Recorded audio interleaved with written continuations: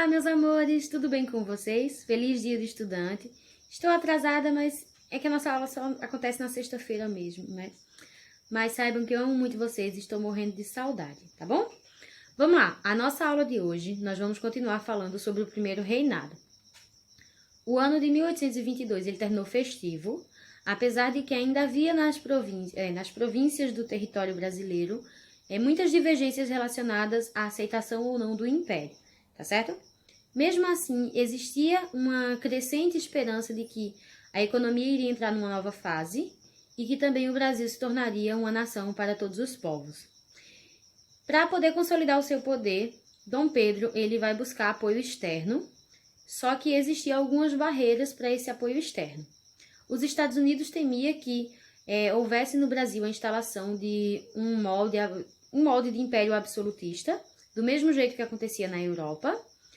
Os países da Santa Aliança, Rússia, Áustria e outros países, eles eram contrários aos movimentos liberais. Inclusive, o próprio movimento de independência do Brasil era um movimento considerado liberal. Então, não era bem visto pelos países que faziam parte da Santa Aliança. Principalmente depois do Congresso de Verona, que aconteceu em 1822, que definia que todos os conflitos relacionados a essa questão de independência deveria ser resolvida de forma interna, diretamente com os países, tá certo? Então, nesse caso, o Brasil só poderia resolver as questões da sua independência com Portugal.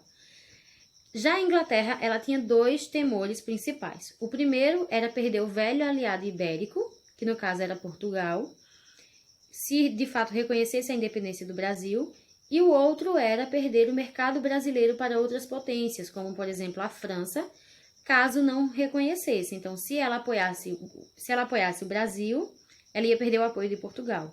Se ela apoiasse Portugal, ela ia perder o mercado e as matérias-primas brasileiras. Então, existia esse impasse relacionado à questão da Inglaterra reconhecer a soberania do Brasil enquanto um país independente. Os Estados Unidos foram os primeiros a reconhecer a independência do Brasil com o lema "A América para os Americanos", defendido pelo então presidente James Monroe em 1824. De acordo com esse lema, América para os Americanos, eles não aceitavam nenhum tipo de interferência europeia nas colônias, nos territórios americanos. Então, os Estados Unidos vão passar a apoiar todos os movimentos de independência na América, porque ela tinha objetivos por trás, né? Objetivos como a expansão da sua área de domínio, da sua influência, queria também conseguir matérias-primas, mercado, tudo isso para promover o seu desenvolvimento. No ano de 1825, Portugal reconheceu a soberania brasileira mediante o pagamento de 2 milhões de libras esterlinas. Por isso que nos vídeos anteriores eu falei a vocês que a independência do Brasil ela foi de certa forma comprada, porque Portugal exigiu essa compensação, né, pelo reconhecimento da independência do Brasil. Na época, tanto Dom Pedro quanto o Brasil não possuíam essa quantia em dinheiro. Então, o que é que Dom Pedro resolveu fazer? Resolveu pedir empréstimos aos banqueiros ingleses, tá certo? Professora, por que Portugal pediu logo 2 milhões de libras esterlinas? Gente, vocês estão carecas de saber, eu já venho falando a vocês há bastante tempo, de um tratado chamado Tratado de Methuen, que foi assinado entre Inglaterra e Portugal no ano de 1703. Acabou que Portugal contraiu uma grande dívida com a Inglaterra. E ela viu nessa questão da independência do Brasil a oportunidade de pagar essa dívida. Então, ela exigiu justamente a quantia que ela estava devendo à Inglaterra. Então, o que é que o Brasil faz? Pede dinheiro emprestado à Inglaterra para pagar Portugal. Portugal vai e paga a Inglaterra. Quem fica devendo à Inglaterra? O Brasil. Então, a Inglaterra acabou recebendo 2 vezes, tá certo? A Inglaterra, ela exigiu a renovação do Tratado de Comércio e Navegação por mais 15 anos para poder reconhecer a independência do Brasil. Isso só vai acontecer em 1827, tá certo? Então, de certa forma, ele não perdeu o mercado que ele tinha aqui no Brasil. Em 1823, ainda haviam disputas internas aqui no Brasil, né, principalmente disputas provinciais, e o Brasil ele ainda não tinha a sua independência reconhecida, fato que só vai acontecer em 1824, tá certo? Então, Dom Pedro, mesmo assim, ele acreditava que ele tinha autonomia suficiente para dirigir o país. Então, para isso, ele convocou as eleições para a Assembleia Constituinte. Essa Assembleia ela passou a ser composta por professores, advogados, funcionários públicos, e eles eram encarregados de elaborar uma nova Constituição para o país.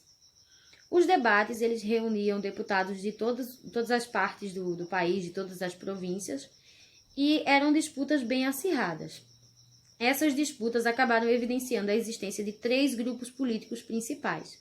O primeiro deles era o grupo dos absolutistas, que defendiam que Dom Pedro deveria instaurar no Brasil um império nos moldes do absolutismo europeu.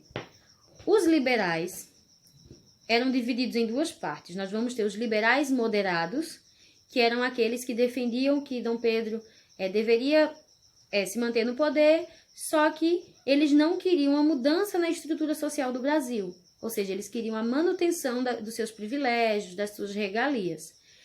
Já os liberais exaltados era um grupo que defendia que deveria existir uma reforma total e geral no Brasil. E existia um terceiro grupo chamado os Bonifácios, que eram grupos que apoiavam José Bonifácio, e esse grupo defendia que Dom Pedro deveria assumir o trono, mas o seu poder deveria ser limitado por uma Constituição. Isso acabou desagradando muito a questão dos deputados e tudo mais, e posteriormente Bonifácio ele vai acabar até mesmo perdendo seu emprego. Os debates eles duraram aproximadamente 6 meses e acontece que os deputados eles aprovaram um projeto de Constituição que limitava os poderes de Dom Pedro pela Constituição e proibia que Dom Pedro dissolvesse a Câmara dos Deputados. Então, Dom Pedro não gostou nada disso e ele decidiu reagir. Então, ele mandou seus soldados fecharem a Assembleia e prender os deputados ali reunidos. Os deputados, eles resistiram, eles passaram uma noite inteira trancados no local onde estava acontecendo a Assembleia, só que no dia seguinte eles acabaram sendo presos. Essa noite, ela ficou conhecida como Noite da Agonia. Então, o fechamento da Assembleia gerou descontentamento em todo o país, mas Dom Pedro manteve-se indiferente, ele simplesmente não se preocupou com isso, né, e continuou os seus planos. Então, para a nova Constituição, ele resolveu fazer a nomeação do Conselho de Estado em 1824. Esse conselho ele era composto de 10 pessoas da mais alta confiança do imperador. Eles eram encarregados de escrever uma nova Constituição para o país num prazo de 40 dias. O objetivo dessa nova Constituição era conciliar os interesses da elite agrária brasileira e, ao mesmo tempo, conciliar também o autoritarismo de Dom Pedro. Então, Dom Pedro ele estava instaurando, né, o seu regime autoritário, mas ele não estava, em momento algum, tirando, né, aquelas regalias e aqueles benefícios que a elite tinha, até porque ele precisava do apoio dessa elite. Então, essa Constituição ela foi ortogada, ou seja, ela foi imposta, ela não foi votada. Se ela tivesse sido votada pela Assembleia, ela teria sido promulgada. Como ela não foi votada, ela foi simplesmente imposta, então ela é chamada de ortogada, tá bom? Em 25 de março de 1824. De acordo com essa nova Constituição, era adotada agora a chamada monarquia hereditária, ou seja, o governo brasileiro seria o governo monárquico, e o poder ele passaria de pai para filho de forma hereditária. Essa Constituição ela também criava os 4 poderes. O poder executivo, o poder legislativo, que era encarregado de criar as leis, o poder judiciário, que era encarregado justamente de promover o cumprimento dessas leis. Nós vamos ter o executivo, que eu acabei não explicando muito sobre ele. O executivo ele era composto de deputados e pelo próprio imperador Dom Pedro, tá certo? Ele tinha o objetivo mais de administrar o território brasileiro. E o 4º e último poder criado por essa Constituição era chamado de poder moderador, que na verdade ele é conhecido também como absolutismo constitucional, quase que não sai, onde Dom Pedro ele tinha autoridade total para interferir nos outros 3 poderes, para convocar a Assembleia, dissolver a Assembleia, convocar o exército, iniciar guerras, criar leis, fazer tudo o que ele quisesse fazer. Então, o poder moderador era o exemplo máximo do seu autoritarismo, tá certo? Gente, esse poder executivo, legislativo e judiciário, ele já era utilizado em alguns países, em alguns reinos, tá certo? Porque esse modelo da política dividida em 3 partes, ela foi criada justamente com a questão do liberalismo e tudo mais, tá bom?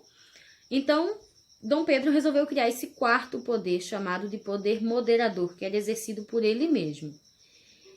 Essa Constituição, ela também determinava a manutenção da propriedade de terras e a escravidão e os demais bens adquiridos pela elite. Lembra que ela buscava conciliar os interesses da elite agrária com os interesses de Dom Pedro, né, seus interesses absolutistas?